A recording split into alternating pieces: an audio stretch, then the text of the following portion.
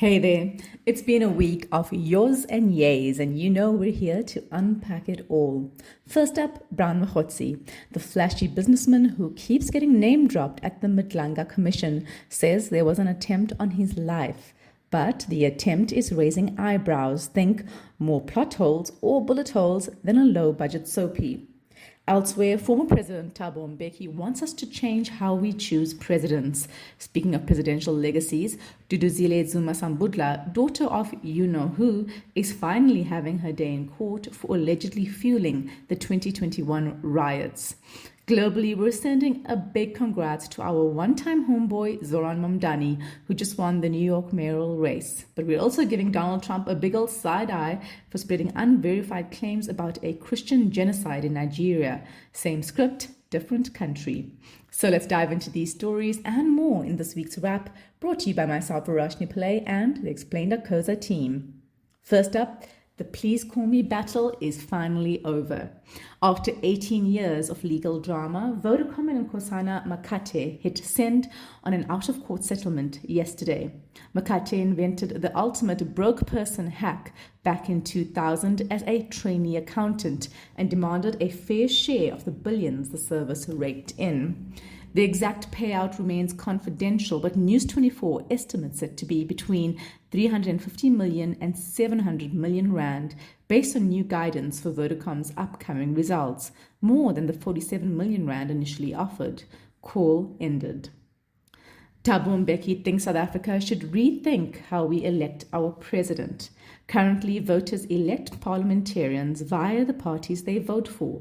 The party with the most seats selects a president, typically its leader. Our former president spoke on Saturday at a national dialogue event in Gqeberha.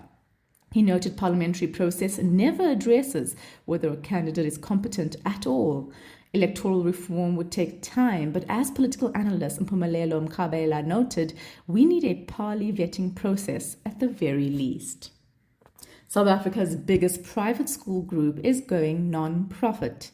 Last Friday, shareholders of Curro Holdings voted 99.98% in favor of a 7.2 billion rand buyout by Capitec co-founder Jannie Moten's foundation, paving the way for its delisting from the JSE as a now charitable organization. The foundation will fund the buyout with Capitec and PSG shares, calling it one of the largest philanthropic moves in South Africa's history. Curro says the deal could lead to thousands more learners accessing quality education. Patrice Motsepe's African Rainbow Minerals is saying so long to new coal. The mining giant says strict environmental rules, specifically the Climate Change Act, have made backing coal too costly. Instead, it's pivoting to critical minerals such as copper and nickel, key for the production of batteries, hydrogen technology, and hybrid cars. It's not just a climate move, it's smart business. Coal profits are fading, while the real money is now in so-called transition metals, powering the green economy. Proteas women lost to India at their first ODI World Cup final. Captain Laura Wolfart led with a superb 101 of 98 balls, but we fell short by 52 runs. Still, Sunday's match marked a huge first-time win for India's women's team. The roaring home crowd in Navi Mumbai, just outside of the big city of Mumbai, included cricketing legends like Sachin Tendulkar. But not so for the South African women. It looked like Sports Minister Gayton McKenzie didn't bother attending, a repeat of last year's T20 World Cup's final, where our girls also made the finals. In international news, Donald Trump is punting another right-wing genocide myth. He vowed over the weekend to go guns blazing into Nigeria to stop what he called Islamist persecution of Christians, adding he'd cut all US aid to the country. Groups monitoring violence say there's no evidence that Christians are being killed more than Muslims in Nigeria, the BBC reports. Presidential advisor Daniel Bwala says the country would accept help against Islamic insurgents, but noted there is no Christian genocide. Sounds familiar. COP30 kicks off Monday in Brazil. World leaders are jetting in already for a pre-summit powwow. It's a big milestone, 10 years since the Paris Agreement, where nearly every country pledged to limit global warming to 1.5 degrees Celsius. But a new report says current fossil fuel plans would see countries extracting 120% more than what's safe by 2030. Leaders now will wrangle over negotiations for new commitments on fossil fuels, climate finance, and renewable energy to accelerate the clean energy transition. Former U.S. President Dick Cheney died on Monday at 84 years old. Cheney, who served under George W. Bush from 2001 to 2009, was one of the key architects of the 2003 invasion of Iraq and global war of terror, a decision that reshaped global politics and cost hundreds of thousands of lives. In later years, Cheney broke party rank, condemning Donald Trump over the January 6 Capitol attacks in 2021. So long to a towering and deeply controversial figure in modern U.S. history. Justin Baldoni's blockbuster $400 million lawsuit against Blake Lively and Ryan Reynolds has fizzled out. A U.S. judge officially tossed out the case on Friday after Baldoni missed a key filing deadline. Only Lively's team bothered responding. The messy feud began last year when Lively accused her It Ends With Us co-star and director of sexual harassment, which he denied before countersuing for defamation and extortion, the case that's now been thrown out. Lively's own case heads to trial in March 2026. Pass the popcorn. Killer orcas are back in the news. Footage by a marine biologist shows a pod of orcas hunting 3 great white sharks in the Gulf of California, flipping the sharks to induce tonic immobility before munching on their nutrient-packed livers. This phenomenon was first spotted in South Africa, remember port and starboard, and is likely due to rising ocean temperatures, bringing more sharks into typical orca territory. Nature, it seems, has no chill. In your big story, a key witness in the Madlanga Commission was nearly gunned down earlier this week, hours after discussing his testimony at the Madlanga Commission. Self-styled political fixer Brown Mogotsi nearly became the victim of an alleged assassination attempt on Monday night in Vosloorus, Ekurhuleni. Or did he? Mogotsi and the Madlanga Commission's team, including spokesperson Jeremy Michaels, were deep in talks earlier on Monday after getting him safely on the stand, even floating the idea of witness protection. The commission, which kicked off in September, has been digging into allegations of criminal and political interference in our justice system, following KZN top cop Nhlanhla Mkhonazi's explosive allegations in July this year. Later on Monday, a white bakkie reportedly tailed Mogotsi's red Chevrolet, opened fire, and left. Mogotsi emerged unharmed without any injuries. But then things got weird. When the police arrived at the scene, they tried to open an attempted murder docket on the spot, but they found no Mogotsi, just his bullet-riddled car. By Tuesday, Mogotsi had ghosted the police, earning him the label an uncooperative complainant. Fast forward to Wednesday, and Mogotsi resurfaced at his lawyer's offices, finally giving his statement. Police questioned him about the shooting, along with allegations of fraud and corruption, while seizing several digital devices as part of the Madlanga Commission investigation. But here's the big question. Was it a genuine hit or a clever stage job? Here are the facts. When police arrived, there was no blood and no ambulance. Mogotsi later told police he left as he was too traumatized to provide a formal statement at the time. Secondly, when witnesses near the site of the shooting offered to call the police, Mogotsi apparently refused to help, allegedly stating that the police would, quote, finish him off, close quote. And finally, a witness at the scene has alleged that Mogotsi shot his own car. If the shooting was staged, SAPS has said charges will follow. Now, Mogotsi has been fingered in everything from bankrolling Police Minister Senzo Mchunu to meddling in SAPS rot. He is due for a grilling later this month at Parliament's ad hoc committee looking at the same allegations as the Madlanga Commission, scheduled between 18th and 20th November.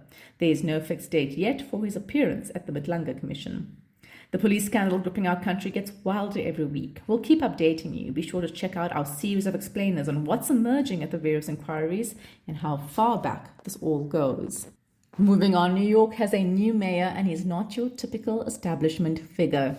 The 34-year-old South African school pupil turned Brooklyn assemblyman has been elected mayor of New York City, smashing former governor Andrew Cuomo by 8 percentage points and becoming the Big Apple's first millennial, first Muslim, first openly socialist leader. And honestly, it's hard to overstate how big a deal this is. According to The Guardian, Mamdani's victory cements a generational and ideological shift in New York politics. With 50.4% of the vote, Mamdani buried Cuomo's comeback dreams and handed Democrats their loudest win of 2025. Mamdani's campaign found traction with working-class New Yorkers priced out of their own neighborhoods. The typical rent in New York City has rocketed about 30% over the last 5 years. His bold promises include 1. Zero fares on city-wide buses by 2027, 2. No increases for 4 years on the city's 1 million rent-stabilized apartments, thirdly, increasing minimum wage from the current $16.50 per hour to $30, almost doubling it, universal public childcare for every New Yorker from 6 weeks to 5 years old, while also boosting childcare workers' wages, hiking the city tax by 2 percentage points for incomes over $1 million, and redirecting $3 billion from the police budget into a new Department of Community Safety, including mental health first responders, youth jobs, and community safety hubs. It's the kind of left-wing wish list that's usually laughed out of City Hall, but Mamdani made it sound not just possible, but urgent. His victory over independent candidate Cuomo, a seasoned political heavyweight backed by Trump, despite being a former Democrat, signaled something bigger. New Yorkers are tired of polished centrism. They want someone who doesn't just promise stability, but transformation.